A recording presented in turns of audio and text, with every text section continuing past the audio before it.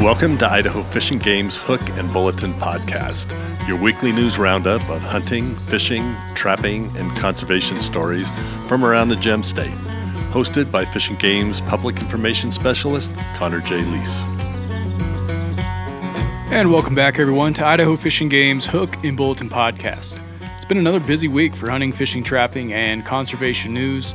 This week on the Hook and Bulletin, we'll be talking about one black bear's incredible journey, dead pigeons, and keeping an eye out for mountain quail.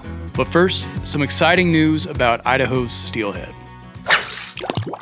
If you've been waiting for some of the best news of the year for anglers, hold on to your fishing rods. Idaho's annual steelhead returns through the month of October are the highest they've been in over 7 years, and still counting. At roughly 97,000 so far, this year's steelhead return over Lower Granite Dam marks the highest return since 2016, and Anadromous Fisheries Coordinator Chris Sullivan thinks we could see this year's return surpass that mark. It's likely that we'll see more than 100,000 steelhead pass Lower Granite Dam in 2024, which would make this year's return the highest since 2015. The fish start arriving late summer, and by fall they are well distributed in Idaho's rivers stretching from Lewiston, Riggins, Salmon, and Chalice, and provide anglers a chance to catch them when they're fresh from the ocean. Lower Granite Dam on the Snake River is the last of 8 dams that steelhead cross prior to entering Idaho waters. Fish and Game fisheries managers have not only seen higher than average counts at Lower Granite Dam this year, but also larger fish, since many of the fish returning this year spent 2 years in the ocean. Over 80% of the steelhead that have crossed Lower Granite Dam this year have been fish that have spent 2 years in the ocean. This should result in anglers catching bigger fish this fall and into next spring. While this year's counts are encouraging, the returns still have to be taken with a grain of salt water. The reason counts are higher this year compared to the recent average is due to the extremely low returns of steelhead from 2017 through 2023. But the spike is a welcome sign for anglers, as well as endangered wild steelhead, which are returning in the largest numbers since 2015. Visit our fall Steelhead Seasons and Rules webpage to see a map of all steelhead fisheries and which sections of river are open for harvest. To learn more about the status of wild steelhead, see our wild salmon and steelhead webpage. All right, moving on to black bears. Stories are often told about how far and quickly wildlife can travel.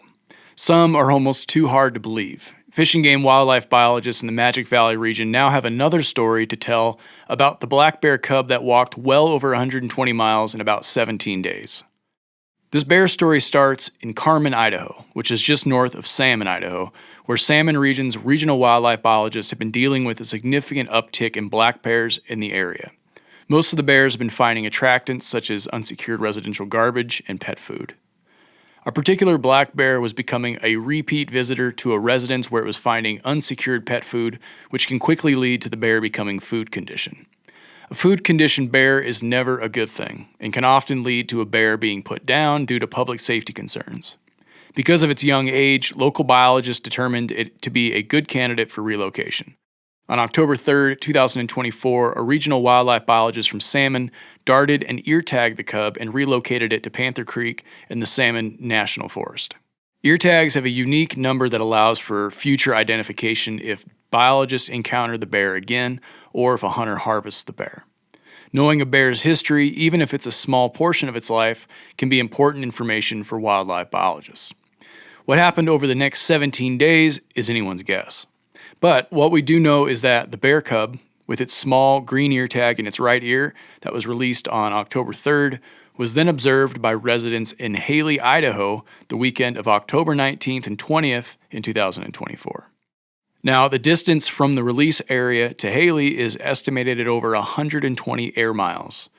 Throughout its trek, the bear cub had to encounter many large rivers and smaller streams, several mountain ranges, state highways and county roads, and an untold number of vehicles. The first report received by the Magic Valley Regional Office about the black bear cub came on Monday, October 21st, 2024. Conservation officers were the first to respond to the reported sighting, finding the young bear in a residential backyard, eating on apples. Fruit trees, like unsecured garbage carts, are a food attractant that can draw in and keep bears in neighborhoods. One local report came from a middle school student who captured a picture of the small bear near the Wood River Middle School on Sunday, October 20th, 2024.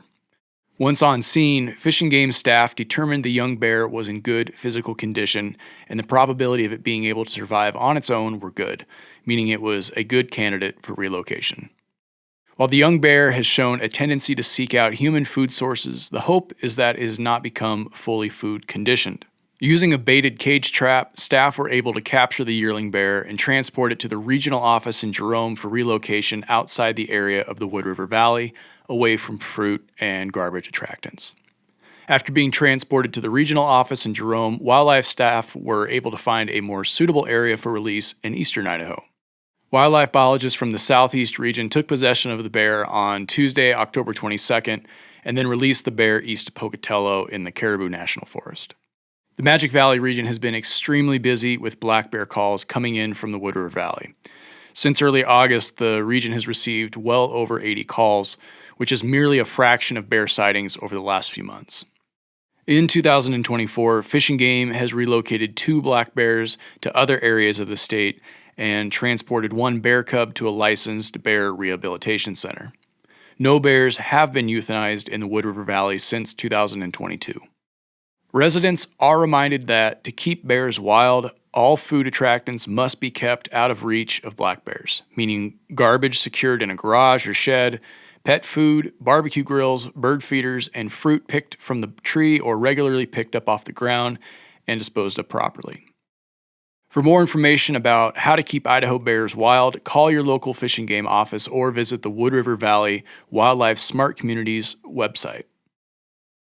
Okay, next up, some bad news if you're a pigeon. Idaho Fish and Game was contacted late afternoon on Friday, October 25th, regarding a multitude of pigeons that were dying or already dead in and around a large unoccupied building in American Falls. A Fish and Game conservation officer responded to the scene to discover over 200 birds that were dead or having difficulty walking and flying. Several dead birds were collected and then submitted for disease testing on Monday, October 28th. Without the test results, it is not known what is impacting this group of birds or if it is contagious to other birds or animals. In the meantime, folks shouldn't handle dead or dying birds, nor should they allow pets to have direct contact with dead wild birds. If people do wish to remove a dead bird from their yard, they should follow this general guidance provided by Idaho Department of Health and Welfare.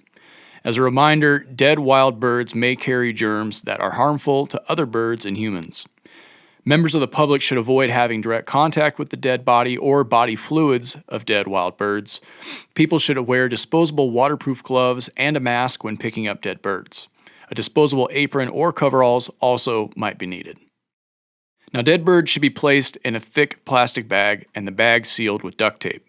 The bag with the dead bird should be placed into a second thick plastic bag along with disposable gloves, mask, and apron or coveralls. The outside of the second bag should be sprayed with disinfectant before being placed in a garbage bin. As soon as the test results are available, Idaho Fish and Game will be notifying the City of American Falls, the Idaho Department of Health and Welfare, and the public. All right, moving on to some other small bird news. Upland bird hunters are asked to keep an eye out for mountain quail as they hit the hills this fall and winter. There is no open season for mountain quail in Idaho, and the bird is classified as a species of greatest conservation need. This fall, Idaho Fish and Game has already received a number of observations of mountain quail, up from the trend of the past couple years. This suggests that mountain quail populations may be on the rise this year, and while this is good news as a whole, it means hunters may encounter the species in places they have regularly hunted in the past, but never observed a mountain quail before.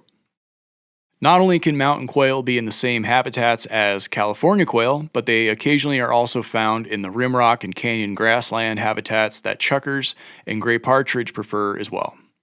Hunters should be sure to identify their targets before pulling the trigger. Reports from the public are one of the best ways Idaho Fish and Game keeps tabs on the distribution of mountain quail in Idaho. If If you happen to observe the species, please call and report it to your local Fish and Game regional office or submit an observation online on our website.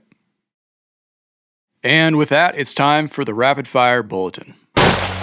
Idaho Fish and Game is changing its sales date for 2025 non-resident deer and elk tags to December 10th. The change is intended to allow residents to conveniently buy licenses and permits in early December, ensure auto-renew transactions can be processed in a timely manner, and provide better customer service to all buyers. Fish and Game sells non-resident tags for the upcoming year in December so that hunters have time to buy tags and plan their hunts. Non-resident hunters are also advised that there will be new big game seasons set for 2025 in March, so hunts may not be the same in 2025 as they are in 2024. While firefighting activities have wrapped up throughout the Boise Front segment of Boise River WMA, all roads and trails on the Boise Front segment of the Boise River WMA west of Highway 21 and north of Warm Springs Avenue remain closed to all entry until further notice. This closure also extends to all travel off roads and trails. On the evening of October 26, a hunter shot and killed a sow grizzly bear in self-defense while it was charging him as he was elk hunting north of Kilgore near Mule Meadows on the Caribou-Targhee National Forest. Grizzly bears are protected under state and federal law, and Fish and Game reminds hunters that grizzly bears may be encountered in the greater Yellowstone area and North Idaho. And that's all the news we have for this week. Thanks for putting an ear to Idaho Fish and Game's Hook and Bulletin. If there's something on your mind or if you got a question related to fish and game matters, feel free to drop us a line at podcast@idfg.idaho.gov. Again, that's podcast@idfg.idaho.gov. Thanks for listening, folks. We'll catch you next week.